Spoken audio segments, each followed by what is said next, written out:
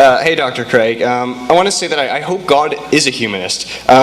Whatever he says, it's moral, either because he says it by him saying it makes it moral, or it's moral because it has an effect on our reality. It has some sort of effect on our reality. Now, if it has an effect on our reality, then we can see it, we can feel it. It is part of our existence. And so, if it has effect on reality, and we can see it, and we can sense it, then why can't we be the authority on morality instead of God?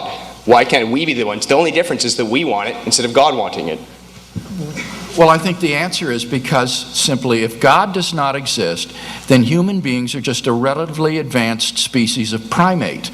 And as such, they're not anything special in the universe. They're just a blind evolutionary product of animals, and animals aren't moral agents. So, Special. excuse me? Why is God special? Why does he have the right to make moral? Well, by definition, God is the greatest conceivable being. If anything were greater than that, then that would be God. So by definition, God is the greatest conceivable being. And moral goodness is a great-making property. So God, by definition, is morally perfect, morally good being. And so you have to get to some sort of ultimate absolute, and it seems to me that this would be God. And I think God is a humanist, as you would like to put it. God affirms the value of human beings who are persons, created persons in his image.